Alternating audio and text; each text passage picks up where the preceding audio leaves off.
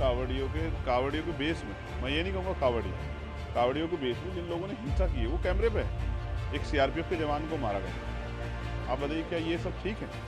किस आधार पे इसको जो है गवर्नमेंट डिनाई करेगी? तो ये सवाल है, इसका सवाल का जवाब सरकार को देना। बंद कर रहे हैं शराब की दुकान, नशे की दुकान खोल रहे हैं, 27,000 स्कूल बंद करें, बच्चे कहाँ जाएंगे? 3 किलोमीटर 4 किलोमीटर बच्चों को भेज रहे हैं।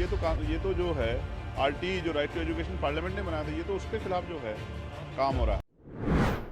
कोई आतंकवादी नहीं बता रहा है, ना बता सकता है। जिसकी जिस धर्म में धार्मिक आस्था है उसके आयोजन में उसको शामिल होना चाहिए। लेकिन विषय ये है जिसमें मैंने भी सवाल खड़ा किया है कि भाई गवर्नमेंट की पॉलिसी सबके लिए होनी चाहिए, उसको सबका ध्यान रखना चाहिए।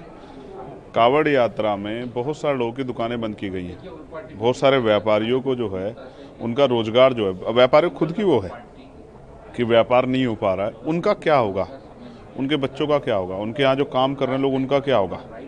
तो ये नहीं होना चाहिए। जिस तरह से रोड पूरे ब्लॉक हो गए हैं, किसी को इमरजेंसी अगर कहीं जाना हो, आप ही को जाना हो, मुझे जाना, किसी और को भी जाना हो, किसी पार्टी का आदमी हो, अपने माँ को, अपने परिवार के व्यक्ति डॉक्टर का जाना, क्या करेगा? तो गवर्नमेंट को ऐसी पॉलिसी बनानी चाहिए जिससे कावड़ यात्रा भी संपन्न हो जाए और आम आदमी को परेशानी भी ना हो। अब देखिए 2 व्हीलर भी नहीं निकल पा रही, तो कई जगह कावड़ियों के बेस में, मैं ये नहीं कहूँगा कावड़ियों के बेस में जिन लोगों ने हिंसा की है वो कैमरे पे है। एक सीआरपीएफ के जवान को मारा गया। आप बताइए क्या ये सब ठीक है? किस आधार पे इसको जो है गवर्नमेंट डिनाई करेगी? तो ये सवाल है, इसका सवाल का जवाब सरकार को देना चाहिए।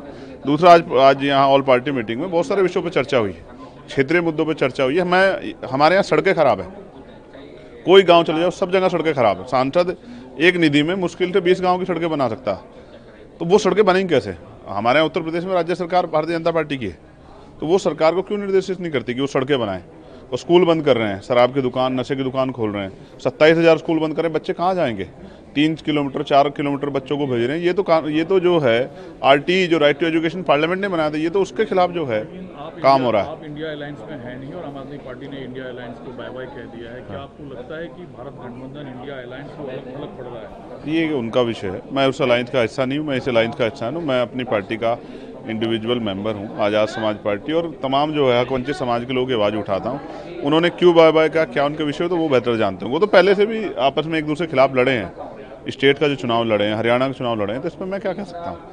मैं तो आपको जनरल इशूज़ पर कह रहा हूँ। हमारे रेलवे की समस्या है, हम जो लेटर लिखते हैं उनका जवाब नहीं आ रहा है। तो मैंने बहुत सारे विषयों पर बात की है कि सरकार का जवाब, SC/ST पे एट्रोसिटी हो रही, चर्चा नहीं हो रही, स्कॉलरशिप नहीं मिल रही, उस पर चर्चा नहीं हो रही। तो मैंने सजेस्ट किया कि इन पर चर्चा कराई जाए। अपोजिशन की डिमांड क्या थी मेजरली?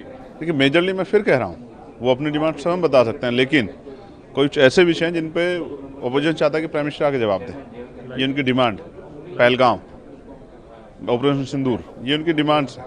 लेकिन मैं ये कह रहा हूँ कि देश के अंदर जो है बुनियादी, ट्रंप को क्या अधिकार है सीज फायर पे इस तरह की स्टेटमेंट देने का? क्या हमारा देश कमजोर है? क्या हमारे प्राइम मिनिस्टर कमजोर है? क्या नहीं, ये सही नहीं है। हमारा देश मजबूत है। तो ऐसे कैसे जो उन्होंने कह दिया कि 5-6 जेट जो है वो गिर गए थे? क्या किस तरह की बातें कर रहा है अमेरिका के प्रेसिडेंट जो है? हमारी सरकार को स्ट्रांग एक्शन लेना चाहिए, प्रधानमंत्री को स्टैंड लेना चाहिए। देश उनके साथ खड़ा है, आतंकवाद के मुद्दे पर देश उनके साथ खड़ा है, उनको स्टैंड लेना चाहिए। इस तरह की भाषा का कभी भारत इतना कमजोर नहीं था।